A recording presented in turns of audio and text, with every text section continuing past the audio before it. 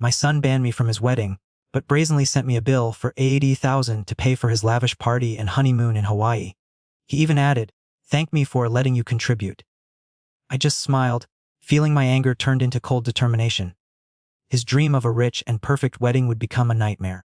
Before we continue, please subscribe to the channel and let us know where you are listening in the comments. I sat at my kitchen table in the quiet of my Lexington home, the October afternoon light filtering through the faded curtains. The envelope had arrived that morning, thick and cream-colored, with Kevin's precise handwriting on the front. I had assumed it was the wedding invitation. Finally, after months of radio silence, my fingers traced the seal, a small thrill of hope stirring despite everything. I tore it open carefully, expecting elegant cardstock announcing the date, the venue. Perhaps a note asking me to walk him down the aisle like we joked about years ago. No invitation. Instead, a stack of papers slid out, itemized bills, crisp and professional, totaling $80,000. My eyes scanned the lines. A $50,000 for the mansion rental near Lexington, a sprawling estate with manicured gardens and crystal chandeliers. A $20,000 for catering, including imported wines and lobster flown in from Maine. Another $10,000 for the honeymoon suite on Maui, complete with private beach access. And tucked at the bottom, a handwritten note from Kevin. "Dad, after the problems you've caused the family, be grateful that I allowed you to contribute. This covers your share. Send the check soon. Victoria and I are counting on it." I stared at the words, the paper cool and smooth under my fingertips. Problems. The problems he'd thrown in my face during our last argument, blaming me for not climbing higher in my engineering career, for the modest life we'd led after your mother's death. My hand trembled slightly as I set the note down, the itemized costs blurring for a moment. Nearby on the table sat a framed photo of young Kevin, gap-toothed and grinning from a little league game, his tiny hand in mine. How had that boy turned into this man, demanding money like I was an ATM, banning me from his wedding, because I didn't fit his polished image? Shock hit first, a cold wave that made my chest tighten. I crumpled the note in my fist, the paper crackling like dry leaves, but then I smoothed it out again, laying it flat. No, I wouldn't let anger consume me blindly. I pushed back from the table, standing up slowly, my knees protesting the movement. The kitchen felt smaller, the walls closing in with memories of family dinners long gone. I walked to the sink, splashing water on my face, but it didn't wash away the sting. Kevin thought he could erase me from his life while dipping into my savings, the nest egg I'd built through years of overtime, scrimping after losing Elena to cancer in 2015. He'd called me once after her funeral, voice clipped. "You should have done more, Dad, for all of us." I returned to the table, picking up an old pocket watch, a family heirloom from my father, its chain worn from generations of hard work. It ticked steadily in my palm, a reminder of bonds that should endure. But Kevin had severed ours, hadn't he? Banning me because Victoria whispered that a simple pensioner would embarrass their tech executive crowd. I smiled then, a slow, bitter curve of my lips as the hurt twisted into something sharper. Resolve. I set the bill aside, folding it neatly, and felt a spark ignite deep inside, a plan beginning to form in the shadows of my mind. I glanced at the bill again, its numbers mocking me. The anger slowly ebbed, giving way to cold clarity. If Kevin thought he could manipulate me, he was mistaken. I knew a direct confrontation would get me nowhere. He'd dismiss me as always, but I could gather information, find cracks in their perfect plan. My old laptop sat on the kitchen counter, dusty but ready. Time to find out what they were really up to. That spark lingered as I glanced at the photo again, picking it up this time. Kevin's young face stared back, innocent and full of promise from a day at Jacobson Park when he was 8. He'd climbed onto my lap during a sudden thunderstorm, bearing his head in my shoulder while rain pelted the car windows. "Don't worry, Dad," he'd said, his voice muffled. "You're the strongest." I'd held him close, promising to always protect him, just as Alina watched us with that warm smile of hers. I paced the kitchen now, the floorboards creaking under my steps, the scent of stale coffee from my morning mug hanging in the air. Those memories flooded in unbidden, weekends teaching him to swing a bat at the local field, his laughter echoing as he rounded the bases. We'd been unbreakable then, a trio against the world. But after Alina's death, everything shifted. Kevin was 25, already climbing the corporate ladder in tech, and he started pulling away. "You let her down, Dad," he'd accused one night over the phone in 2016, his voice laced with resentment. "If you'd made more money, maybe the treatments could have been better."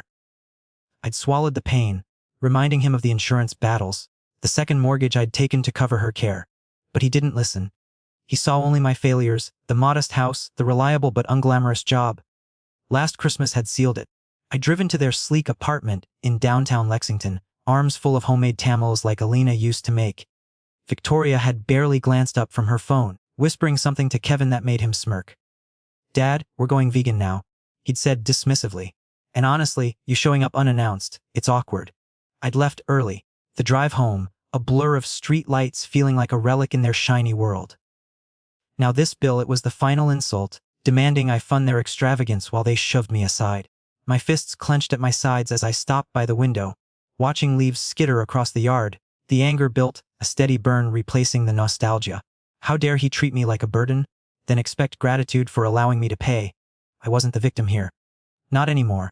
I'd raised him alone after Alina, sacrificed vacations and comforts to give him a start, and Victoria, with her designer bags and social media boasts, enabling his greed. No, this betrayal demanded consequences. I vowed then, silently but fiercely, to turn their perfect day into a lesson they'd never forget. Rain began to patter against the glass, mirroring the storm inside me, and I turned away, my resolve hardening like steel. A momentary doubt flickered. Was I too old for this fight? But I pushed it aside. Justice wasn't about age. It was about dignity. With that thought, I reached for my laptop on the counter, the cool metal grounding me as I prepared to dig deeper. The laptop hummed to life in the dimming light of the room, its screen casting a blue glow across the cluttered table. I settled into the chair, the rain now a steady drum outside, and opened the browser with purposeful clicks. Kevin's social media profiles were private, but Victoria's wasn't. She loved flaunting their life. I scrolled through her posts, each one a stab. "Can't wait for our dream wedding at the Ashford estate. Blessed trust luxury living." The date jumped out. November 15th, 2024, just weeks away. Photos showed the mansion, its grand ballroom decked in mock setups, chandeliers sparkling like diamonds. I sipped from a glass of the cheap red wine I'd been saving, its bitter tang sharpening my focus. Action spoke louder now, no more wallowing. I jotted notes on a pad. Venue Ashford Estate, 50K rental. Caterer, elite events, boasting farm totable for 200 guests. Photographer, some high-end pro named Laya Voss. Her portfolio linked in Victoria's comments. Gorgeous shots incoming, Victoria had captioned with heart emojis. Internal debates raged in my mind. Should I confront him directly? No, that would give him the satisfaction of dismissal. Better to undermine from the shadows, make him feel the loss of control he so feared. Tab after tab opened. Wedding planner Mark Brennan's site, his bio tutting seamless events for discerning clients. A mutual contact on LinkedIn confirmed he was handling it. An old colleague of Kevin had liked a post about the booking. Honeymoon details trickled in from a travel agency's promo. Maui Resort, overwater bungalow, all funded by that bill they'd sent me. My anger flared anew at a video Victoria shared her trying on a gown, Kevin grinning beside her. "Daddy's paying for the party." Indirectly, she joked in the comments, a winking emoji following. Indirectly, the audacity fueled me. I cross-referenced vendors, building a list, florist, DJ, even the limo service. The extravagance was staggering, far beyond what Kevin's salary could cover without my contribution. A hesitation crept in. Was this revenge too far? Risking what little family tie remained? But then I recalled his note again, that condescending privilege, and the doubt vanished. This was about self-worth, teaching him that greed had repercussions. My hands steadied on the keyboard as I found Mark Brennan's contact number, the planner at the heart of it all. With a deep breath, I decided time to make the call, to start unraveling their perfect tapestry, thread by thread. I picked up my phone, fingers hovering over the dial pad. The phone rang twice before a polished voice answered, smooth as polished marble. "Mark Brennan Events." "This is Mark speaking. How can I make your day extraordinary?" I leaned against the kitchen counter, the receiver cool against my ear, steadying my breath. "Hello, Mark. This is Stephen Taus. I'm Kevin Torres's father, the one footing the bill for his wedding." A pause, then warmth flooded his tone. "Mr. Torres, Kevin mentioned you'd be calling to finalize payments. We're thrilled you're contributing to such a special event. The Ashford estate is booked solid, and Victoria's vision is coming together beautifully." I let him ramble for a moment about floral arches and string quartets, my mind sharpening like a blade. "Actually, Mark, I'd prefer to discuss this in person. Can we meet tomorrow? I have some details to clarify." He agreed quickly, suggesting his downtown Lexington office at 10:00 a.m. I hung up, the click echoing in the quiet room, and poured myself another glass of wine, swirling it as I envisioned his face when the truth hit. No more hiding behind notes and bills. I leaned back in the chair, adrenaline pulsing through me. The meeting with Mark was the first step, and I needed to be ready. I spent the rest of the evening reviewing the bill again, jotting down key figures to keep facts at hand. Before bed, I picked out a clean sweater and slacks. Nothing fancy, but enough to look serious. As I lay down, I felt the plan solidify like a house's foundation. The next morning, I woke early, coffee in a thermos, keys in hand, ready to head out. The next morning, I drove through light traffic, the autumn leaves swirling like confetti on the windshield. A brief hesitation gripped me at a red light. Was this the point of no return? But I dismissed it, accelerating as the light turned green. Mark's office was in a sleek building off Main Street, all glass and chrome, a far cry from my engineering firm's old brick setup. I parked and walked in, the lobby's sterile air carrying hints of expensive cologne. Mark greeted me with a firm handshake, his suit tailored and tie knotted perfectly. "Mr. Torres, come in. Coffee." He led me to a plush chair opposite his desk, piled with swatches and contracts. A framed photo of a beaming couple under a gazebo caught my eye, stirring a quiet resolve. That joy wouldn't be Kevin's, not on my dime. We settled and he pulled out the file. "So, the 80s Allozin covers everything, venue, catering, even the honeymoon deposit." Kevin assured me it's all set. I leaned forward, my voice even. "Did he? Tell me, Mark. Did Kevin mention that he banned me from the wedding, that I'm not even invited to this extravaganza I'm supposedly funding?" His eyes widened, the pen slipping from his fingers. "Banned? No," he said. "Family contributions were handled. This is awkward." "Awkward?" I echoed, short and sharp. "Try insulting." He sent me the bill with a note saying I should be grateful. After raising him alone, after everything, Mark shifted, rubbing his temple. "I don't know what to say. The contracts are signed, but without full payment, we can't proceed. Deposits are non-refundable, but the balance exactly," I cut in. "Inform Kevin the wedding halts until he talks to me directly. No funds from me, and if he pushes, remind him how fragile plans can be." He nodded slowly, stunned. "I'll call him today. This changes things." As I stood to leave, I overheard him mutter under his breath, "That arrogant kid." It fueled me, a first taste of the chaos brewing. I stepped out into the crisp air, the door clicking shut behind me, and felt the ripple spread like a stone skipped across still water. Standing on the sidewalk, I felt a surge of strength, but knew I couldn't go far alone. Mark was just the start. Kevin wouldn't back down easily, and I needed eyes and ears I could trust. Alex's name surfaced in my mind, his number still saved in my phone despite years of silence. He knew Kevin better than most, and his new work as a detective could be useful. Sliding into the car, I took a deep breath, feeling the plan take shape, and started scrolling through contacts. In the car, I checked my phone, no missed calls yet, but the silence wouldn't last. As I merged onto the highway back toward home, my thoughts drifted to allies. Scrolling through contacts, I paused on Alex's name, untouched for years. Kevin's childhood best friend. The one he ditched when ambition took over. A quick memory flashed. Alex at 12 showing up at our door after his parents' divorce. Alina making him hot chocolate while Kevin and I played cards to distract him. I dialed before doubt could settle. "Alex, it's Stephen Torres. Been a long time." His voice came through surprised but warm. "Mr. T, wow. Yeah. Everything okay?" "Not exactly," I admitted. "Kevin's getting married, but it's complicated. Can we meet? I need your expertise. Heard you're a private detective now with photography skills." He chuckled dryly. "Word gets around." "Sure. The old cafe on Broadway in an hour." I agreed, hanging up as I turned into my driveway. The house felt less empty with purpose filling it. An hour later, I sat at a corner table in the cafe, the aroma of fresh-baked scones mingling with falling leaves visible through the window. Alex arrived taller than I remembered, with a detective's keen eyes and a camera bag slung over his shoulder. We shook hands firmly, his grip steady. "Mr. T, you look good. Sorry about Alina. She was like a mom to me too." "Thanks, Alex. And call me Steven." I slid him a coffee. "Kevin banned me from his wedding, but sent a bill for 80 grand. I'm not paying. I'm fighting back." His face hardened. "That sounds like him. Ditched me years ago when I wouldn't fake a reference for his job. Said I was holding him back with my small-time gigs." I nodded, probing gently. "Heard stories like that. Exploited others for his climb." "Oh yeah," Alex said, leaning in, his tone laced with old hurt. "In college, he borrowed my project ideas, claimed them as his. When I called him out, he ghosted me. Victoria is the same. All about the image. We planned over refills. He'd document the wedding from outside. Capture any fallout with photos and video. Ready for public leverage if needed." A mutual acquaintance waved from the counter. "Old Ms. Jenkins from the neighborhood," stirring a laugh. "Remember when you and Kevin pranked her with fake snow in July?" Alex grinned, but it faded. "Those days are gone." "He changed. Mine too," I replied. "But this alliance, it's real. We parted with a handshake, ideas swirling in my head like the steam from our cups. What if we need more recordings logs?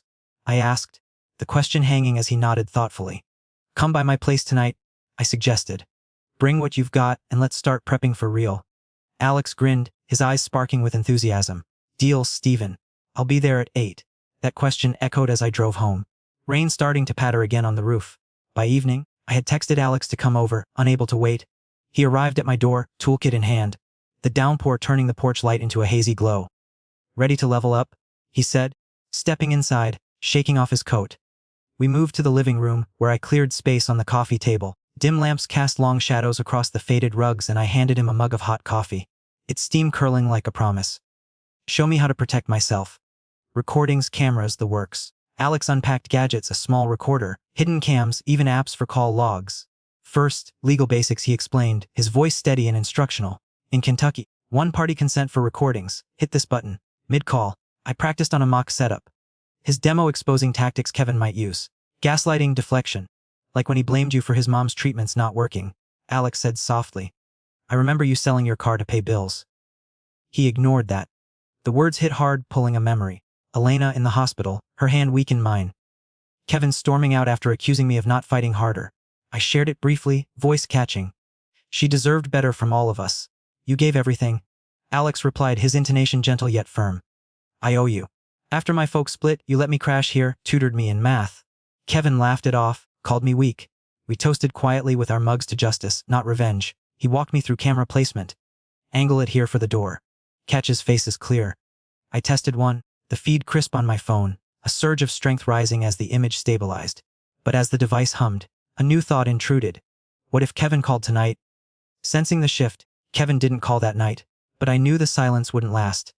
The next day passed intense anticipation.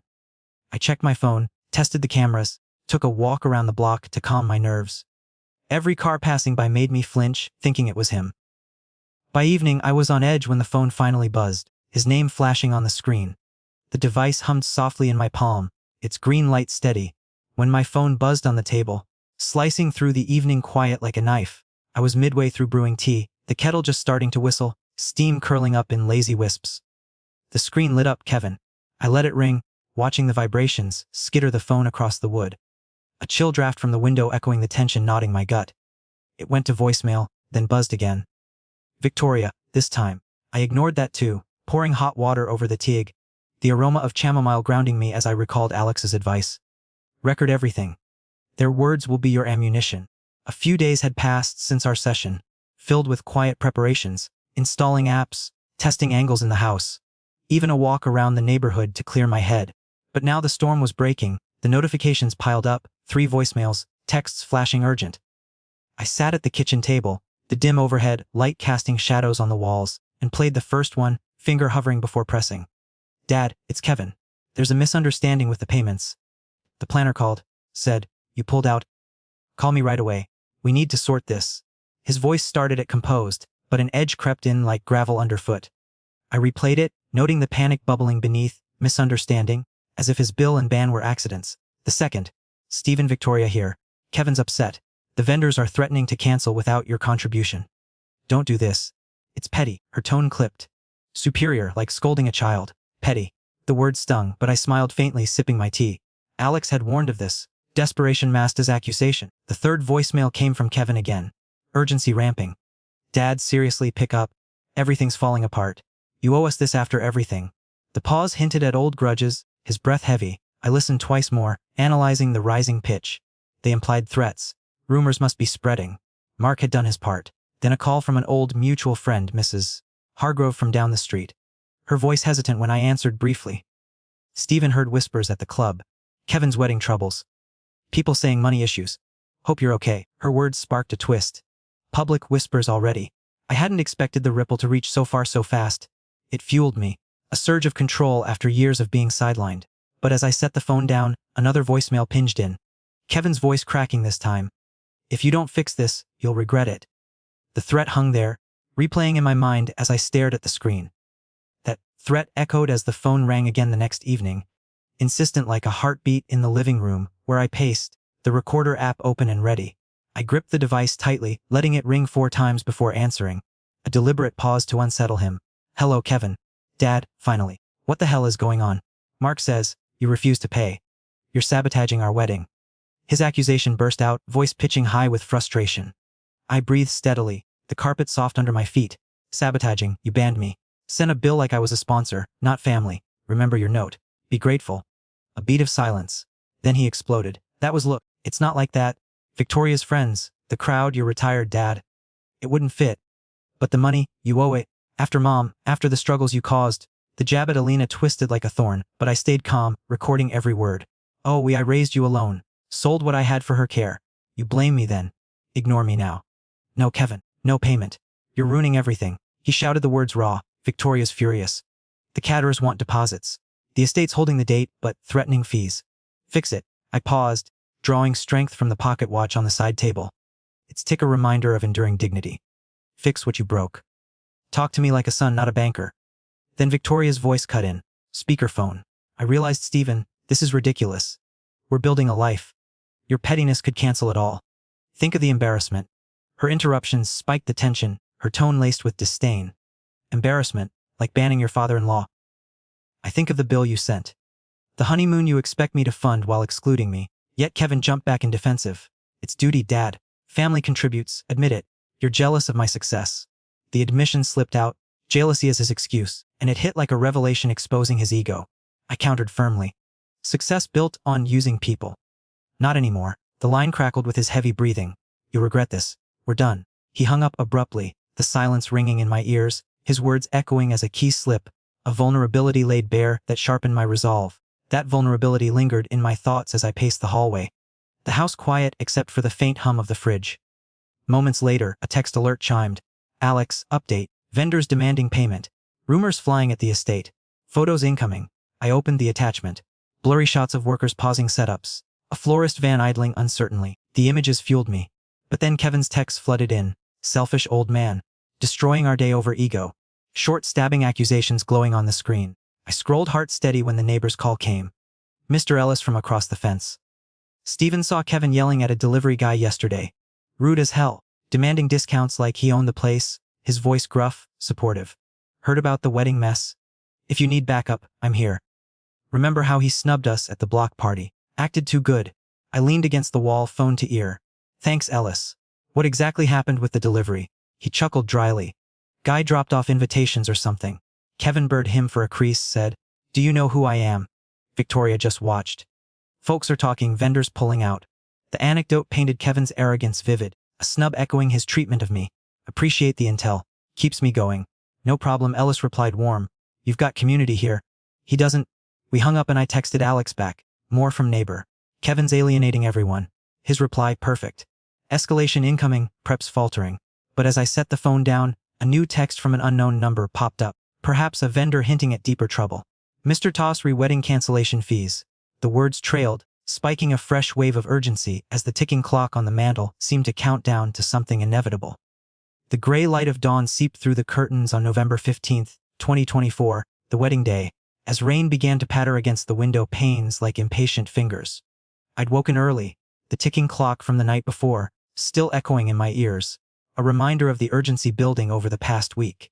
Those days had slipped by in a rhythm of quiet vigilance, monitoring updates from Alex, ignoring the escalating texts from Kevin, even taking long walks in the crisp Lexington air to steel my nerves against any wavering doubt.